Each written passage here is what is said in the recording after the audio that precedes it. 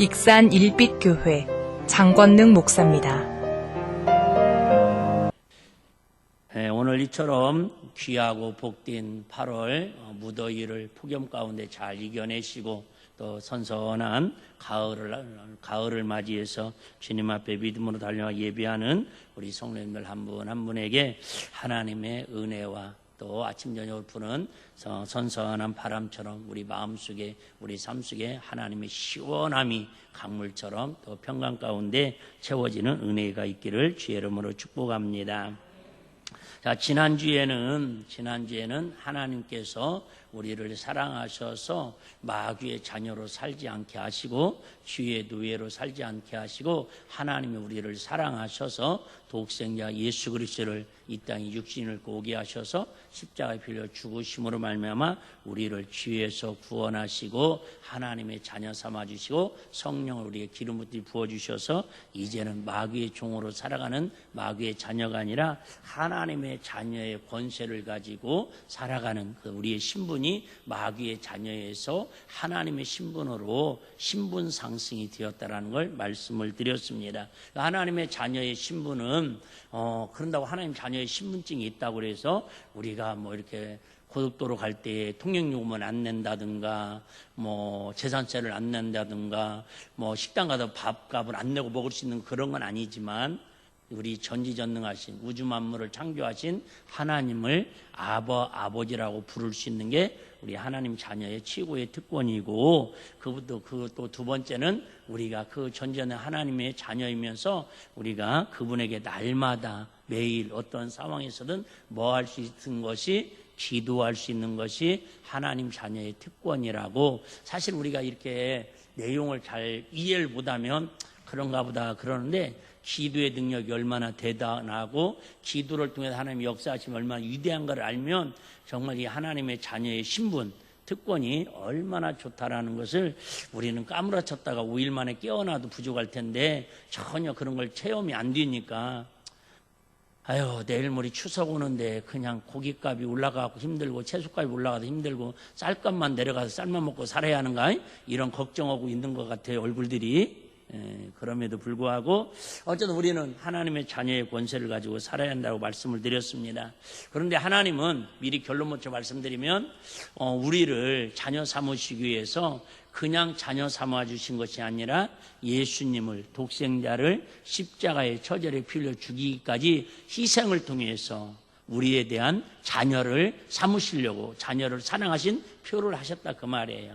과연 그러면 저와 여러분들은 오늘 설교 제목처럼 꼭 여기서 자녀라고 하는 것은 육신에 내가 낳은 자녀도 이야기할 수 있지만 때로는 우리 자손들 손녀, 손자, 증손녀, 고손녀 얘기할 수도 있지만 또 때로는 우리가 이웃들 예수를 아직 믿지 않고 내가 마음에 품고 전도 대상자로 생각하는 그분들도 영적으로는 자녀라는 마음을 가지고 어떻게 하면 내가 그 영혼들을 자녀들을 사랑할 것인가 폭넓은 관점에서 보셔야지. 지난주도 말씀드린 것처럼 아이고 목사님은 나는 자녀도 없는데 맨 자녀 얘기만 한다고 아이고 다음부터는 교회 나오기 싫다고 그래서 인터넷 예배 드리면 안 되십니다.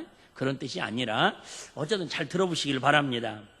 인생은 무엇을 먹고 무엇을 입고 사느냐가 그렇게 중요한 것 같지만 실상은 중요하지 않습니다. 제가 오늘 큰 실수를 했어요. 날씨가 새벽에 반팔 입고 나왔더니 춥더라고요. 그래서 여름 양복을 이제 안 입고 가을 양복을 입어야겠다 해서 제 깐에는 내가 좋아하는 스타일로 골라가지고 입고 그래도 좀 더운 것 같아서 마이는 입지 않고 손에 들고 왔어요. 그리고 와서 제가 몇 주 동안에 몸이 부른 걸 생각을 못하고 이렇게 딱 강단에 올라오려고 단추를 채우니까 숨이 막혀요. 그래서 오늘 어쩔 수 없이 열어야 돼요.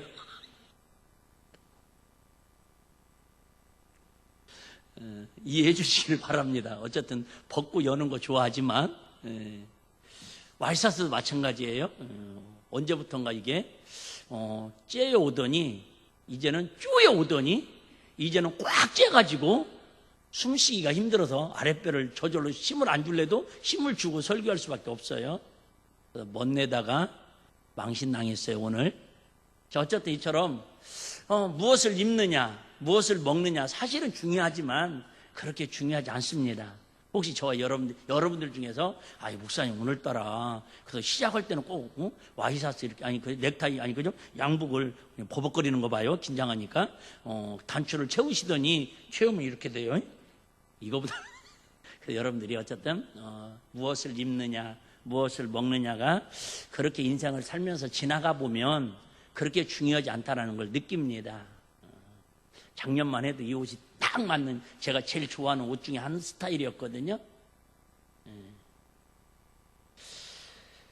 오늘 점심에 뭘 먹을까? 그게 우리의 관심사가 될 수 있지만 그게 몇 달 지나고 1년 지나고 3년 지나면 그게 뭘 먹었느냐 그 당시에는 심각한 것 같지만 지나고 나면 별거 아니라는 걸 느낄 수가 있습니다. 우리 아이들도 청소년 때 한때는 지금들은 그러지 않을 거예요. 메이크병에 걸렸습니다. 메이크병. 그래서 나 무슨 키, 무슨 스마 이런 거 사달라고 막 떼쓰고 막 그거 안 신고 가면 학교에서 친구들한테 왕따 당하는 것처럼 놀림 당하는 것처럼 뒤처진 것처럼 그렇게 인식한 때가 없지 않아 있었습니다. 근데 그때는 그 신발 안 신고 그 메이크 안 입고 학교 가면 큰일 날 것처럼 생각했는데 나중에 어른이 되고 성인이 돼서 살아보니까 그거 별거 아니라는 거 아마 여러분들도 공감할 수 있을 겁니다. 제가 얘기하죠.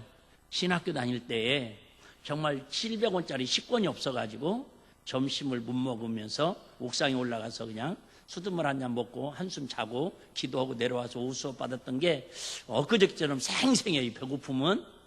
근데 그때는 정말 너무너무 갈등도 많았어요. 야, 내가 하나님의 자녀라면서 기도하면 모든 거 다 주신다면서 이렇게 신학생으로 하나님 불러놓으시고 700원짜리 식권 하나가 없어가지고 밥을 굶기시면서 앞으로 나를 먹이시고 입히신다고 저 새들을 보라고 백합화를 보라고 그 당시만 해도 너무 배고프니까 앞뒤가 안 맞는 문장인 줄 알았어요. 근데 지나고 나 보니까 너무 먹어서 옷이 안 맞는다 그 말이에요. 여러분 지금 생각하면 무엇을 입느냐 무엇을 먹고 사느냐가 중요한 문제 같지만은 실상 우리 인생에는 그렇게 자녀들도 마찬가지입니다. 맨날 자녀들은 오늘도 뭘 입힐까 뭘 해서 먹일까 엄마들의 최고의 하루 종일 고민은 그거 아니에요. 사실 그런 고민 안 하는 엄마들을 회개하셔야 합니다. 그런데 실상은 그게 진정한 자식을 사랑하는 게 아니라 무엇을 읽고 무엇을 보고 사느냐가 무엇을 듣고 사느냐 무엇을 느끼고 사느냐가 그 사람의 인생의 운명이 결정된다고 많은 선인들은 이야기를 합니다. 무엇을 읽고 그 책을 많이 읽으라고 그러잖아요. 어쨌든 책을 많이 어렸을 때 읽은 친구들은 어쨌든 더디긴 해도 뭔가 하긴 하더라고요. 네? 책을 많이 읽은 친구들은 우리 교회도 이렇게 여러분 표정을 보면 목사님 나는 책은 많이 안 읽었어요 이렇게. 근데 성경 많이 읽으시잖아요. 이것도 하면은 안 하고 저것도 자신이 없고 언제 걸려들을란가 내가 참 오늘 그라인도 긴장해갖고 지금. 그 다음에 무엇을 보느냐가 중요합니다. 그 다음에 무엇을 듣느냐도 참 중요하죠. 꼭 안 되는 사람들은요 자꾸 부정적인 얘기만 들어요. 사기꾼 얘기만 그렇게 크게 들려와요. 학교 다닐 때도 친구들이 꼭 예를 들면 뭐 극장 놀러 가자 뭐 이렇게 뭐 나쁜 짓 하러 가자 그런 소리는 크게 들리고 야 우리 도서관에 가서 공부할까 이런 소리는 가슴에 와닿지 않아요. 무엇을 듣느냐가 중요하고 저 개인적으로는 제일 중요한 게 뭐냐면 무엇을 느끼고 사느냐가 중요합니다. 오늘 설교도 마찬가지예요. 제가 나름대로 이런저런 이야기를 하겠지만 여러분들이 보고 듣고 그러는데 정말 바라는 건 뭔가를 느낌이 있어야 한다라는 거죠. 느낌이 없으면 여러분은 그냥 헛걸음한 거예요. 헛걸음하는 거. 그걸 갖다 이제 감성지수라고 그러잖아요. 예를 들면 이렇게 논을 보면서도 야 벼들이 곡식 익어가네. 이렇게 해바라기를 바라보면서도 야 해바라기도 참 해를 바라보는데 나도 주님을 바라봐야지. 이렇게 뭔가 느낌이 있어야지. 뭔 말을 해도 부처님도 아니면서 우리 동네에서는 멀리할 사람들을 그러다가 좀 나중에 그까지 괜찮은데 너무 은혜를 받아갖고 여기다 막 물이 흘러. 그러시면 안 되시옵니다. 어쨌든 특별히 어린 시절에 어떠한 경험을 하느냐에 따라서 그 인생이 아주 중요한 인생을 결정하는 영향력이 있습니다. 쭉 한번 읽어드리겠습니다. 기독교 역사 인물 중에서 폴리캅이라고 하는 인물이 있습니다. 이분은요, 교회에서 설교를 듣다가 9살 때 중생, 거듭남을 경험하게 되었답니다. 신구약 성경 주석을 쓴 멘투 헨리는 11살 때에 주님을 영접했답니다. 인격적으로. 그리고 설교의 황제라고 불리는 스펄전 목사님은 12살 때 회개하고 주님을 영접합니다. 어릴 때 영적 체험이 엄청난 파장을 일으킵니다. 더 놀라운 것은 일반적인 얘기예요.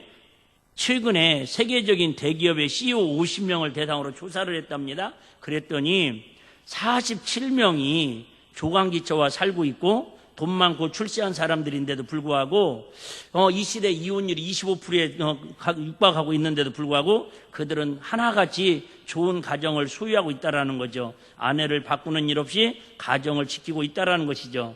이들에게 공통점이 있는데 꼭 그런 건 아니에요. 일반적인 얘기하는 거예요.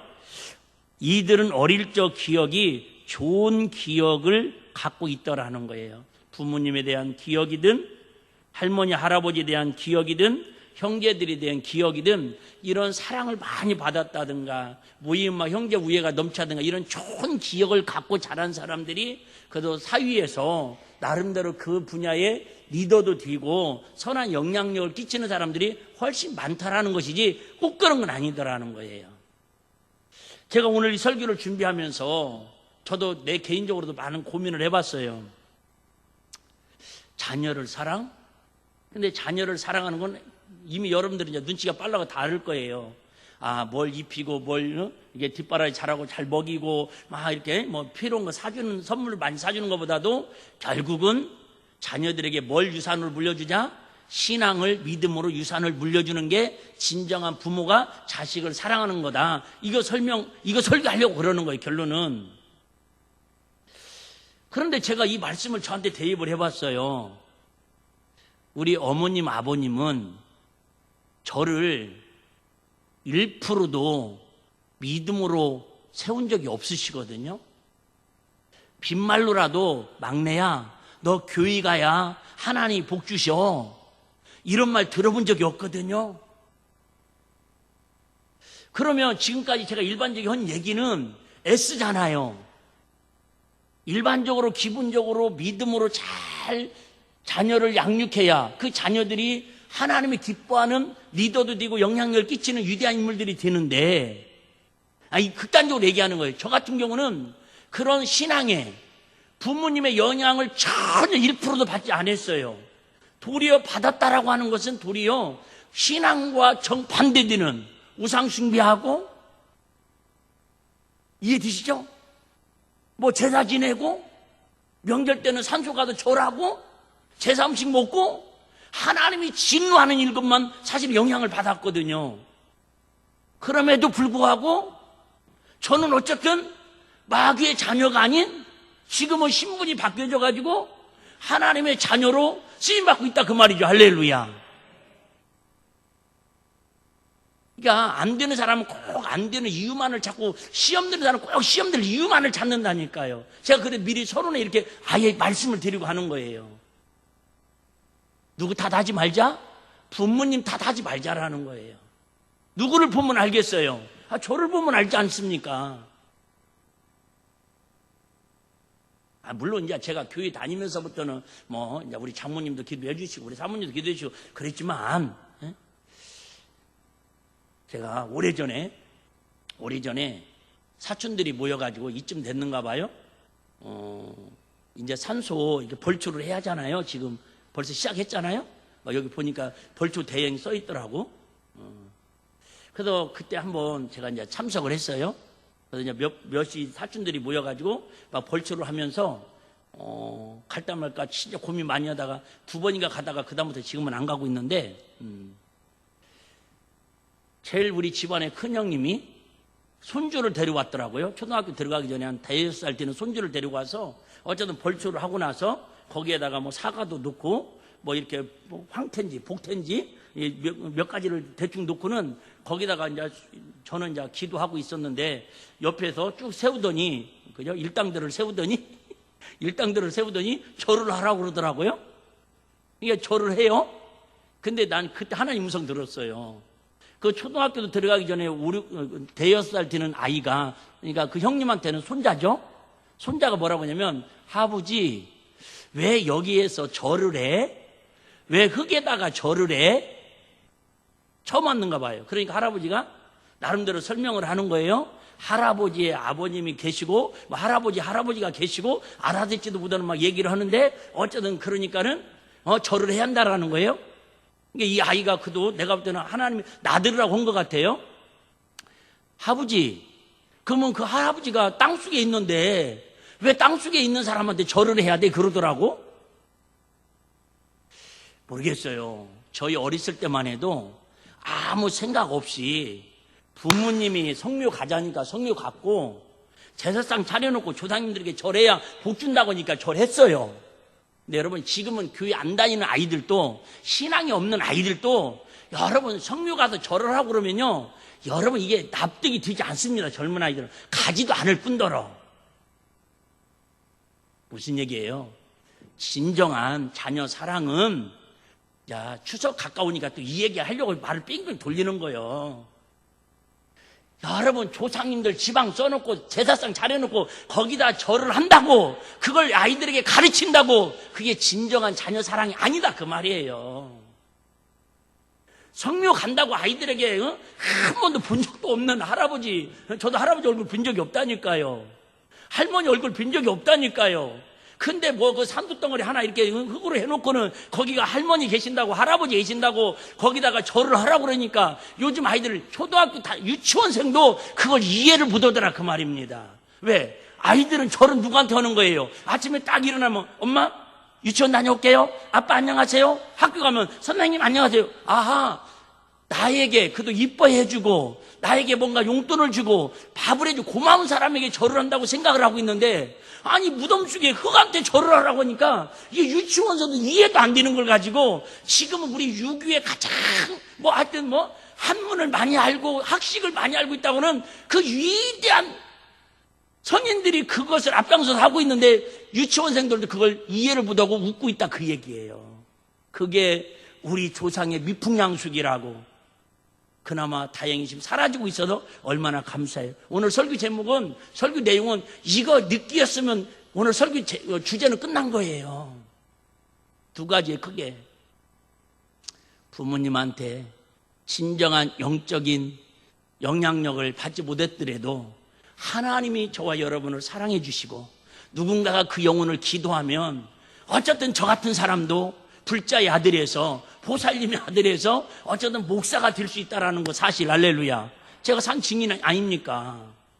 두 번째, 여러분 정말 우리에게 복 주지도 못하는 자기 생명도 하나도 다 해결하지 못해서 이미 10년 전에, 50년 전에, 100년 전에, 심지어 200년 전에 죽은 조상들 묘 하나 뜬거리 내려놓고 자녀들 데리고 가서, 자손들 데리고 가서 성묘라는 묘명하에 절시키고, 여러분 제사상 차리는 거기다 절시키고 제사상 먹이는 게 절대 그 자녀들을 사랑하는 게 아니다 그 말이에요. 도리어 영적으로 보면 그 자녀들의 영혼을 망치게 하는 거라는 거예요. 자녀들을 망치게 하는 거죠. 올 추석에도 어떤 일이 있어도 성묘 찾아가서 절을 하거나 제사 음식 먹고 제사상 앞에 절하는 그런 어리석은 일을 해서 하나님이 진노하시고 자녀들에게 하나님의 사랑을 실천하고 보여줘야 할 부모님들이 돼가지고 도리어 그 하나님이 싫어하는 일을 앞장서서 굳이 보여줄 필요가, 가르칠 필요가 있겠냐 그 말이에요. 오늘 설교 내용은 이 내용이 전부를 말씀드리고 싶어서 본문을 조금 이렇게 뭐랄까 변형시켜갖고 전하고 있는 것입니다. 어쨌든 여러분, 하나님이 정말 쓰는 사람은, 하나님이 그래도 기뻐하는 사람은 그럼에도 불구하고 가정적으로도 기억이 좋은 추억이 있는 사람들이 그래도 사위에서 크게 아파하지 않고 상처 주지 않고 남에게 피해 주지 않고 살아가는 원동력이 됩니다.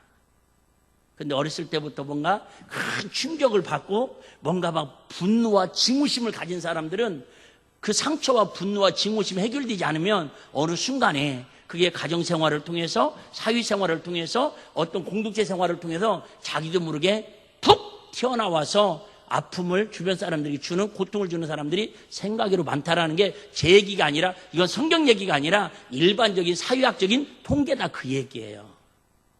그래서 저는 정말 자식을 최고로 사랑하는 방법은 당연히 부모님이 신앙을 유산으로 믿음으로 잘 양육하는 건데, 그런 걸 다르니까, 다른 말로 표현하면 가정이 자녀들에게 좋은 분위기를 만들어줘야 한다, 그 말이에요. 자녀들이 좋은 분위기를. 어떤 분이 그런 예화를 찾다 보니까 그런 얘기가 나오더라고요. 군산에서 자라신 분인데 코미디언 겸 가수 겸 김성환 씨라고 있잖아요. 70 넘은 막 웃기는 분 있잖아요. 막 말도 빨리 하고 잘하고. 그분 친구 같이 고등학교를 다니셨는데 목사님이셔요. 7남매인데 교회를 다니니까, 엄마 아빠가 교회를 다니니까 가장 좋은 게 뭐냐면, 그렇게 찢어지게 가난했잖아요. 옛날에는 그렇게 찢어지게 가난해가지고 맨날 돈 문제 때문에 7남매를 가르쳐야 하니까, 먹는 문제 때문에 엄마 아빠가 매일 싸우는 모습 속에 살았다라는 거예요. 자기가 7남매 중에 셋째인데. 그런데 어느 날 엄마 아빠가 교회를 가니까 좀 신앙생활이 깊어지니까, 그 똑같은 환경은 힘든데 가정 형편은 좋아진 건 없는데, 어느 날부터인가 힘들 때에 엄마 아빠가 부엌에 앉아가지고 서로 오손도손 대화를 하고 찬양을 하고 자녀들을 위해서 기도하자고, 그런 오손도손한 얘기 소리가 들려오더라는 거예요. 뭔 말 이해되십니까? 그래서 그게 어렸을 때 너무 좋아서 이분이 목사가 됐다라는 거예요. 막 능력 있는 목사님의 막 은사 집회를 통해서 암병자가 막 안진병이가 일어나고 암병이 떠나가고 능력을 체험해서 자녀가 목사가 된 게 아니라, 힘듦에도 불구하고 어려운 환경에도 불구하고 그전에는 그것 때문에 불평하고 서로 언쟁하고 서로 싸웠는데, 예수를 믿고부터는 그래, 이런 것도 하나님 뜻이겠지, 우리가 이런 고난도 기도하면 하나님 역사하시겠지, 그 아이들에게도 야, 지금 우리가 힘들지만 하나님 네 인생을 책임져 주실 거야, 우리의 가난을 통해서 하나님 더 깊이 체험하자, 이렇게 자꾸 좋은 추억, 좋은 분위기를 만들어 주니까 부모에 대한 원망이나 부모에 대한 아쉬움이 전혀 없다라는 거예요. 가난보다도 더 큰 하나님의 선물로 자기는 자랐다고 부모님에 대해서 고마움을 가지니까 목회하면서도 행복하고, 그래서 가족들을 생각해도 그렇게 행복한 마음이 들더라는 거예요. 할렐루야. 나 이 말에 100% 공감을 합니다.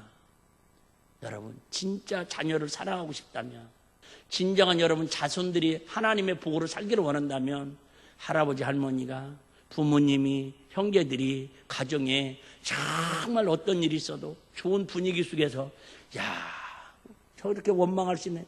나 오늘 새벽에요, 역대상을 제가 설교하다가 너무너무 은혜를 받은 구절이 있어요. 아시는 것처럼 다윗이 그렇게 하나님 앞에 쓰임받고 전쟁에 이기고 그렇게 40년 동안 왕으로 태평성대를 누렸는데도요, 항상 마음에는 성전을 건축하는 게, 성전을 세우는 게 가슴에 평생 소원이에요. 그래서 마지막에 죽기 전에 내 아들 솔로몬에게, 내 아들 솔로몬에게, 내 아들 솔로몬에게 쭉 이야기하면서 내 대신 성전을 대신 세워달라고. 왜요? 다윗은 피가 많이 흘렸기 때문에, 전쟁에서 사람을 많이 죽기 때문에 성전을 세울 수 없다고 하나님께서 나단 선지자를 통해서 불가를 내렸습니다. 그런데 다윗이 그 말씀 중에 이런 말씀이 있더라고요. 내가 환난 중에 하나님 앞에 드릴 성전의 재료들을 준비하였으니. 나는 깜짝 놀랐어요. 나는 다윗은 어차피 부자니까, 어차피 다윗은 돈이 많으니까, 금은 보석이 많으니까 그냥 솔로몬이 성전 건축할 때로 준비한 줄 알았더니 그게 아니더라는 거예요. 다윗에게도 똑같이 우리와 함께 매일 걱정이 있었고, 근심이 있었고, 경제적인 어려움이 있었고, 큰 환난이 있었다라는 거예요. 그럼에도 불구하고 아들이 성전을 건축할 수 있도록 그 재료를 시간 있을 때마다 마음과 뜻을 다해서 그걸 모아가지고 솔로몬이 지을 수 있도록 물려줬다라는 거예요. 다시 얘기할게요, 여러분. 다윗처럼 하나님을 기쁘시게 한 사람이 어디 있어요? 다윗만큼 하나님 앞에 인정받은 사람이 어디 있어요? 그럼에도 불구하고 그 다윗도 매일 어떤 가운데 살았다라는 거예요? 환난 가운데 살았다라는 거예요. 그런데 여러분, 매번 말씀드리지만 우리가 주님을 위해서 의롭게 믿음으로 살려고 환난 속에 사는 사람하고 세상에서 쥐져가지고 세상에서 마귀에게 속해가지고 세상에서 환난을 당하는 거하고는 여러분 근본적으로 똑같은 환난이라도 결과 열매가 다르다 그 말입니다. 오해하지 마십시오. 하나님의 자녀의 권세를 가지고 살아도 하나님의 신분증을 가지고 살아도 우리는 뭐 할 수 있다라는 거예요? 육체의 환난도 당할 수 있고 여러분 건강의 환난, 물질의 환난, 자녀의 환난, 가정의 환난을 당할 수 있는데 그 어려운 환난을 당할 때에 분물하면 신앙의 분물하면 자녀들에게 뭐를 물려주자라는 거예요? 신앙의 좋은 분위기를 물려주자 그 얘기. 할렐루야. 좋은 분위기가 뭐예요? 기도할 수 없는 환경에도 기도하시고 감사할 수 없는 상황에도 감사하시고 여러분 정말 믿음으로 막 선포하고 하나님의 은혜를 찬양할 때에 그런 것들이 어렸을 때 다 뭐가 되는 거예요? 추억이 된다니까요. 우리 아이들에게 분명히 제가 약속할 수 있어요. 저 아이들에게 우리 자녀들이 있잖아요. 많든적든 10년, 20년 후에 야, 너 교회에서 무슨 말씀 배웠느냐? 별로 남는 거 없을 거예요. 근데 분명한 것은 한 분이 우리 일비교인은 참 예배할 때에 찬양할 때에 목사님 막 설교할 때에 너무 그죠? 느낌이 좋았어요. 분위기가 좋았어요. 여러분 이걸 만들어주는 게 우리 부모 세대가 자녀들이 물려줄 신앙의 유산인 줄로 믿습니다. 저들에게 우리가 매일 앉혀서 유대인들처럼 하루 4시간씩 토라의 말씀을 읽혀주고 하나님 율법을 가르치고 그렇게는 못할지라도 그래도 여러분 아시는 것처럼 유대인들하고 청교도들은요 원래 주일학교 예배를 청소년부 예배를 나누지 않았습니다. 초창기 때는. 지금도 유대인들은 주일학교 따로 예배 드리지 않습니다. 왜요? 말 그대로 어린부터 3, 4대가 다 같이 모여서 제일 중요한 건 뭐예요? 엄마 아빠가 할아버지 할머니가 하나님을 어떻게 경유하는가 어떻게 예배하는가 그 모습을 보고 뒷모습을 보고 아이들이 신앙의 길을 따라간다 그 얘기예요. 그러나 우리 주일학교 예배를 불려서 드리는 게 잘못됐다는 게 아니라 우리는 좀 일제시대를 침입을 받으면서 꼭 그런 건 아닌데 은근히 이 나누는 걸 좋아해요. 승격하는 걸 좋아해요. 그 태권도도 1단, 2단, 3단 막 올라가는 걸 좋아해요. 우리 이때는 주산 배웠잖아요. 주산도 1급, 2급, 3급만 난 1단, 2단 막 이게 승급을 나누는 걸 되게 좋아해요. 층을 나누는 걸 되게 좋아합니다. 근데 성경은 거의 수직이 아니라 수평관계잖아요. 할렐루야. 하나님 은혜 안에 다 형제고 자매라는 거예요. 물론 장단점이 있습니다. 어쨌든 여러분 중요한 것은 우리 아이들에게 저도 마찬가지 지금까지 살아오면서 얼마나 많은 설교를 제가 들었겠어요.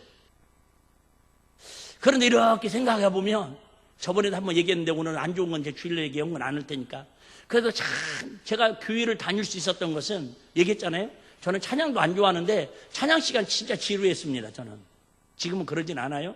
우리 워낙 김진영 안수자님 은혜스럽게 찬양 인도를 잘 해주셔가지고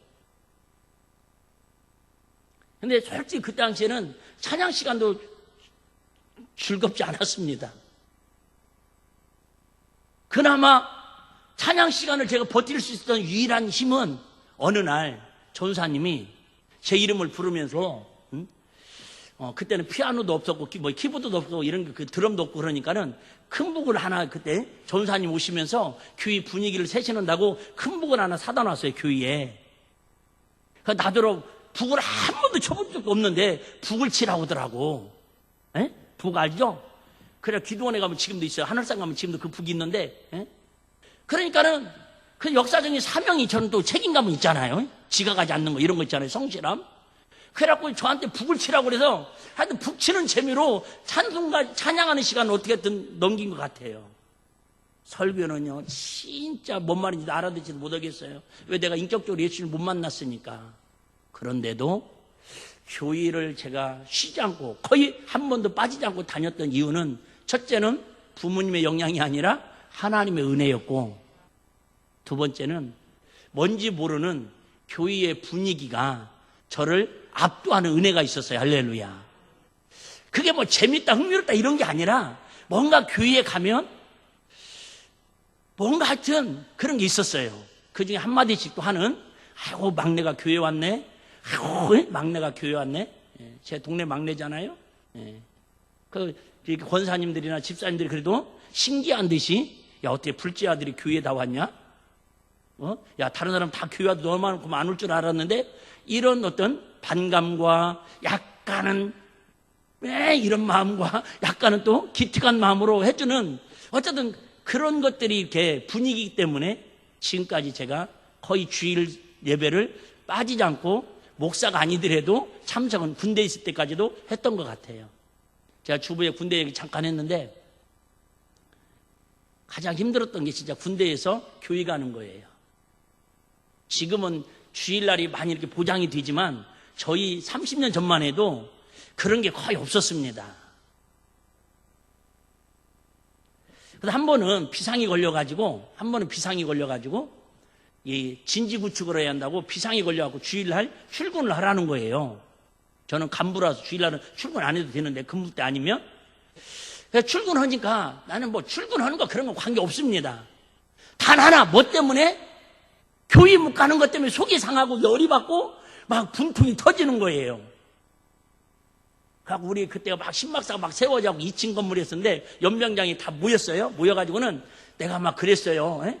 말로만 국가공무원 뭐 대접한다고 그러지. 이게 군인이 말이야 주일날도 막 그저 일요일날도 일 시키고 이 군인이 뭐 이게 뭐냐고 막 그랬어요. 그랬더니 우리 중대장이 2층에서 딱 내려보고 있다가 여기 모이는 거 보고 내려오고 있다가 저를 부르더라. 그때 제가 중사였거든요. 계급이. 야, 장중사! 있는 줄 몰랐어요. 나 위에는 하나님만 계신 줄 알았지 중대장 있는 줄 몰랐지. 하고 하도 어이가 없어요. 네! 그랬더니 야, 너 일요일날 근무하는 게 부대 출근하는 게 그렇게 기분 나쁘냐? 그러더라고. 그 내가 뭐라고 그랬겠어요? 아닙니다! 군인의 의무입니다! 막 이러려다가 기분 좋을 리 없지 않습니까? 그랬지. 그래도 이분이 수색대에서 막 이게 오셔가지고 좀 화끈하시더라고. 김현수 대위라고. 지금도 이름 생생합니다. 언제 한번 찾아볼 거예요. 뭐라고 하냐면 그럼 너 퇴근해! 그러더라고. 충성하고 바로 교회 갔지 뭐. 다른 사람 같으면 근데 그런 마음들이 내가 뭐 믿음이 있어서 그랬겠어요? 나는 그래서 하나님의 은혜라고 봐요. 하나님의 은혜. 이런 얘기 하려고 그래요. 우리 자녀들을 다시 한번 반복하는데 과희 선생님처럼 정말 하나하나 믿음으로 말씀으로 잘 양육하면 그런 능력 있는 부모라면 얼마나 좋겠어요. 그렇게 말 잘 듣는 자녀들이라면 얼마나 좋겠어요. 그런데 그렇게 우리 부모가 영향이 되지 못할지라도 그런 자녀들이 마음밭이 되지 못할지라도 누군가 그 자녀를 위해서 눈물로 기도하고 저와 여러분들이 우리 장녀들을 군인들을 다음 세대 청소년들을 내가 주부에 매일 한 번도 안 빠지고 쓰잖아요. 우리 다음 세대를 위해서 청소년 자녀들을 위해서 우리 기도하자고. 근데 지금은 그 기도의 능력이 안 나타나고 응답이 안 나타나는데 어느 순간에 하나님의 때 같으면 그 마음을 하나님께서 성령님께서 유형들이 몰아쳐가지고 하나님 앞에 꼬꾸라지지 않고는 견딜 수 없는 사도 사울이 처음부터 담에서 예수님 만나려고 계획에 있었던 건 아니지 않습니까? 그렇게 예수님 핍박하고 교회를 핍박하고 예수님을 핍박하다가 하나님의 누군가의 기도를 통해서 하나님의 전폭적인 은혜를 통해서 확 뒤집어 놓으니까 그 순간부터 하나님 앞에 정말 영광스럽게 복음의 순교의 현장으로 달려가면서 쓰임받더라 그 말이에요. 할렐루야. 그래서 여러분들을 꼭 우리 자녀들뿐만 아니라 이 땅에 있는 모든 청소년들을 위해서 그래서 우리 일빛교회가 그래서 기도해야 할 사명이 있다 그 얘기를 하고 싶은 거예요. 할렐루야. 그러잖아요. 진짜 내 마음 같아서는 내가 호주머니라도 넣어 갖고 다니면서 어떻게 해보고 싶지 않아요. 근데 안 되잖아요. 오늘 본문 설명은 뭐 굳이 하지 않으려고 그럽니다. 그러면 어떻게 하면 무엇 때문에 하나님은 우리 자녀들의 영혼을 사랑해서 진정한 사랑을 이루라고 하시냐면 한마디로 말하면 부모는 자녀에게 하나님 나라를 선물할 책임이 있기 때문입니다. 선물을. 이제 아이들한테 물어보면 그러잖아요. 제일로 갖고 싶은 게 뭐라고 그래요? 선물이라고 하잖아요. 선물. 선물 싫어하는 사람 없습니다. 근데 제가 이 말씀도 가만히 묵상하면서 그렇구나. 그런데 선물을, 자, 부모는 자녀에 대해서 책임이 뭐라고요? 하나님 나라를 선물을 주어야 할 하나님의, 그러니까 하나님이 자녀들에게 하나님 나라를 직접 선물로 주지 않고 누구를 통해서? 부모를 통해서 대리자로, 택배기사로 전달해라고 준 거예요. 그런데 그런 거 있잖아요. 자, 부모는 그 아이에게 그 선물까지도 다 줄 수는 없어요. 결국 뭐만 하는 거예요? 전해만 주는 거예요. 그러면 그 선물을 뜯고 포장을 뜯고 확인해서 갖는 것은 본인이 해야 할 일이에요. 근데 우리가 좀 실수하는 게 그거죠. 자녀들한테 내가 하나님의 선물을 막 그들에게 주입식으로 막 연료 기름 넣듯이 막 주유구에다 넣듯이 너는 예수 믿어야 돼. 너는 지혜종으로 살아야 돼. 너는 하나님 뜻대로 살아야 돼. 그러다 보니까 아이들이 나는 준비가 안 됐는데 도리어 교회 중직자들 자녀들이 일순간 타락하고 방탕하는 일이 사실 그래서 더 많이 생겨요. 그냥 설명만 해주는 거예요. 선물만. 야, 사랑하는 아들아, 사랑하는 딸아, 사랑하는 손자야, 하나님이 너한테 이런 하나님의 나라 선물을 너한테 주셨네. 이 하나님 나라 이런 곳이야. 하나님 나라 이런 곳이야. 여러분 마찬가지 교회까지만 데려오는 게 여러분들이 할 일이에요. 제가 여러분 근데 우리 자녀들 여러분 성도들 다 하나님 나라를 선물을 책임지고 여러분 마음속에 심어줄 수 있나요? 없다니까요. 받아들이고 안 받아들이는 누구 책임이에요? 자기가 옥토밭이 돼야 돼요. 물론 하나님 은혜가 있어야지만. 그래도 어쨌든 부모는 자녀에게 하나님 나라를 선물할 책임은 있습니다. 전달할 의무는 있어요. 그것까지도 않으면 자녀의 부모의 직무유기입니다. 직무유기예요. 지휘사람도 여러분 육체적으로 자녀들을 사랑하는 것만큼 세상 물질적으로 사랑하는 것만큼 그 영혼들이 어떻게 하면 하나님 앞에 설 수 있을까? 지휘사람도 기도하고 고민을 하는 우리 부모는 진짜 그 얘기 할렐루야. 그 뒤에 역사는 누구에게 맡기시고 기도로 하나님께 맡길지라도. 두 번째는 왜 부모님들이 자녀들에게 하나님 나라를 선물해야 합니까? 그래도 여러분 청소년 때가 그래도 가장 사춘기라서 감정 기복이 심하지만 그래도 감수성 예민해서 그때 하나님을 만나고 그때 하나님을 체험하면 아까 얘기했잖아요. 요동치 아니하리라. 그래도 흔들리지 않아요. 근데 죄송해요. 나이 90 넘어가지고 교회 와서 예수 믿으면요, 이게 바뀌기가 쉽지 않아요. 우리 시골에 평생을 불공 드리는 분이 계셨는데 어떻게 해가지고 바로 교회 뒷집에 살았어요. 그래서 이제 교회를 나왔는데 그분 하여튼 목사님 만나도 그저 꼭 인사를 할 때도 어떻게 해요? 이렇게 해요. 그러다가 아이고 그런 거 하는 거 아닙니다. 그러면은 어떻게 할래요? 네, 여러분 쉽게 바뀌지가 않아요. 근데 어린아이들은 우리 아시잖아요? 도화지라고 그러잖아요. 도화지에다가 흰 도화지에다가 그냥 그리는 대로 그냥 좋은 그림을 그려주면 아이들이 좋은 영향을 받아요. 다시 얘기합니다. 가정에서 우리 일빛교회가 여러분 막 그저 엄청난 능력 막 역사 부여주려고 하지 말고 아이들에게 야 교회 오니까 참 좋다. 엄마 아빠와 할아버지 할머니하고 예배드리고 같이 찬양하니까 참 좋다. 이런 느낌만 가져도 그 아이들은 하나님의 사랑을 힘입어서 어느 순간에 아볼로처럼 베드로처럼 자라게 하시고 물주게 하셔서 결국 열매 맺게 하실 줄로 믿습니다. 내가 혼자 다 하려고 하니까 안 되는 거예요. 나는 그렇더라고. 나는 내가 한 거 없거든요. 우리 부모가 나한테 해준 거 없다니까. 아니 영적으로 얘기하는 거. 영적으로. 자, 그러면 우리 부모들 우리가 어떻게 자녀 영혼을 사랑할 수 있겠습니까? 13절 한번 보겠습니다. 13절 사람들이 예수의 만져주심을 바라고 어린아이들을 데리고 오면 제자들이 꾸짖거늘. 여기 보니까 예수의 뭐예요? 만져주심을 하는 이 얘기예요. 내가 자녀들을 책임질 것 같지만 절대 책임 못 집니다. 아니 세상적인 방법으로도 책임을 못 지는데 영혼을 어떻게 우리가 책임질 수 있습니까? 근데 사람들이 단 뭐예요? 예수님이 우리 아이들을 만져주시옵소서. 네? 한번 따라해 보실래요? 만져주시옵소서. 그 앞에다가 이제 여러분 넣으시면 돼요. 하나님 우리 일빛교회를 주님 손으로 만져주시고 우리 성도들의 가정을 만져주시고 우리 아들과 딸의 가정을 만져주시고 우리 남편의 육체를 만져주시고 아픈 육체를 모든 그 재정을 주님 만져주시옵소서. 여러분 주님이 만져주시면 치유의 역사가 일어나요. 회복의 역사가 일어나요. 내가 여러분 문지르고 비비고 도토에다 넣어서 쪄도 미련의 껍질이 벗겨지지 않는데 신격의 하나님께 하나님 우리 아들 좀 만져주세요. 우리 며느리 좀 만져주세요. 우리 가정 좀 만져주세요. 주님이 손대주시면 기적의 역사가 일어나는 걸 믿으시기를 바랍니다. 이게 믿음이에요. 여러분 다른 말 오늘 다 기억 안 나더라도 하나님 제발 우리 아들, 우리 딸, 우리 힘들고 지쳐있는 우리 딸 마음을 만져주세요. 주님 만져주세요. 그런데 또 주님께 만져주세요 해놓고는 자기는 독서를 퍼부으면 안 되겠죠. 뭔 말이죠? 네. 같이 가야 돼. 같이 마음이 같이 예수님의 궁일한 마음을 가지고 같이 축복하면 나도 궁일한 마음으로 해야지 이게 언밸런스가 일어나면 안 되죠. 어쨌든 만져주심을 바라고 어느 어머니가 큰딸 결혼식에 가면서 유치원에 다니는 막내딸을 데리고 결혼식장에 갔답니다. 그런데 이 막둥이가 언니가 입은 화려한 웨딩드레스를 보더니 이렇게 묻습니다. 엄마, 언니 참 예쁘다. 언니 어디 가는 거야? 시집 가는 거란다. 시집 가는 게 뭔데? 결혼하는 거란다. 결혼이 뭔데? 저기 서 있는 형부하고 서로 특별하게 유의하면서 서로 사랑하면서 아주 행복해지는 거란다. 그럴듯하죠?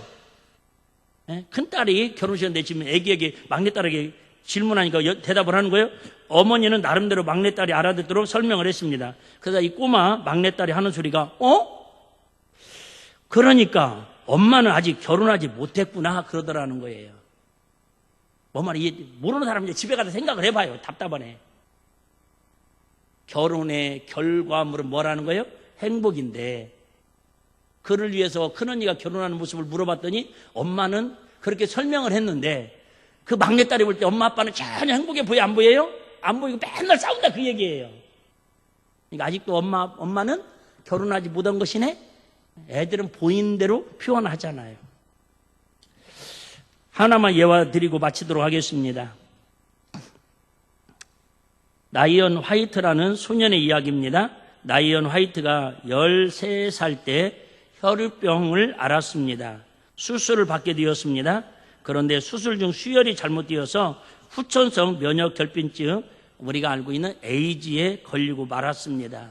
수혈을 받는데 에이즈 환자 걸 받은 거예요. 실수로. 의료사고죠. 의료사고로 인해 이 아이는 속수무책으로 죽음을 기다려야만 했습니다. 그런데 이 아이는 자신이 죽는다는 것을 알고 있으면서도 아무도 원망하지 않습니다. 항상 밝은 웃음을 보였고 모두에게 친절했습니다. 오히려 염려하는 부모를 위로하며 날마다 기쁘게 행복하게 지냈습니다. 이 사실이 방송을 타고 미국 전역에 알려지면서 많은 사람에게 감동을 주었습니다. 많은 사람이 나이언 화이트 소년을 위해서 기도합니다. 유명 인사들이 앞을 다투어 찾아옵니다. 당시 대통령이었던 레이건 대통령, 이 아이를 문병하고 마이클 잭슨도 문병을 합니다. 결국 5년을 더 살다가 18살에 죽고 맙니다. 그가 마지막으로 아버지와 나온 대화가 기독교 잡지에 실려서 많은 사람의 마음을 감동하게 했습니다. 아버지는 죽어간 아들에게 말합니다. 아들아, 미안하다. 나는 아무것도 너에게 해줄 것이 없구나. 이 아빠가 더는 아무것도 줄 수 없음을 용서해다오. 아들이 대답합니다. 아닙니다, 아버지. 저는 아버지로부터 많은 선물을 받았습니다. 지금까지 많은 선물을 받고 살았지만 아무도 아빠가 제게 준 선물만큼, 대통령이 준 선물도 마이클 잭슨이 준 선물보다도 아빠가 준 선물만큼 귀한 선물을 준 사람은 없습니다. 아빠는 제게 천국 열쇠를 주셨습니다. 예수님을 소개해 주시고 교회로 데려가 예수님을 믿게 해주시고 말씀을 통해 영생을 얻게 해주셨습니다. 이보다 위대한 선물이 어디 있습니까? 그래요. 우리 자녀들이 할아버지, 할머니 임종 앞에 섰을 때에, 또 엄마, 아빠 임종 앞에 섰을 때에 정말 우리 엄마, 아빠는, 우리 할아버지, 할머니는 나에게 천국 열쇠를 선물로 주셨다고, 더 위대하고 더 놀라운 사실. 제가 우연찮게 어제 식사하다가 자연인을 봤어요. 자연을 봤더니 여자분이 산속에 들어와서, 다 죽을 병에 걸렸다가 산속에 들어와서 이렇게 뭐 피자도 만들어 먹고 이렇게 하는데, 보신 분도 있을 거예요. 너무너무 아프니까 아이들을 자기가 병원도 못 데리고 가서 옆집 살고 있는 친구가 치연숙이던가 하여튼 친구가 7살 먹은 딸아이를 업고 병원에 다니고 다 그렇게 돌봐줬답니다. 그러면서 지금까지 살면서 항상 그 친구의 고마움을 잊은 적이 없다고, 혹시 이 방송을 보면 자기한테 꼭 좀 연락해달라고, 보고 싶다 친구야, 고맙다 친구야 그러더라고요.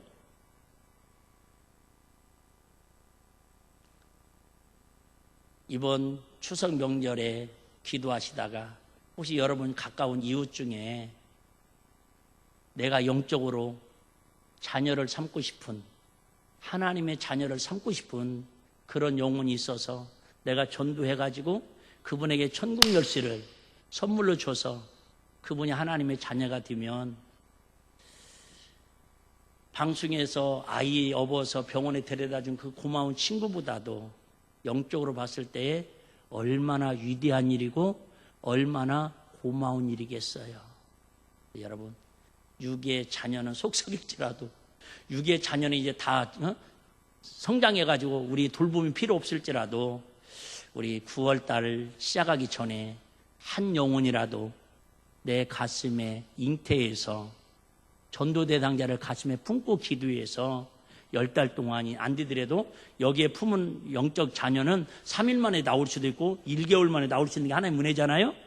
10달 동안 품고 영접하고 양육하듯이 그런 마음으로 해서 어쨌든 우리 누군가에게 이번 9월 한 달 동안에 최소한 열매는 하나님께 맡기고, 내가 저 사람에게 하나님 나라의 천국 열쇠를, 하나님 자녀의 천국 열쇠를 선물로 주리라. 우리 자녀들에게는 당연하고요. 그렇게 9월을 준비하면서 특별히 추석 명절을 하나님의 진노를 사는 명절이 아니라 하나님의 속을 시원케 드리는 그런 명절로 기도하며 우리 믿음으로 또 한 달을 승리하며 살아가는 일일가족들 다 되시기를 주의 이름으로 축복합니다.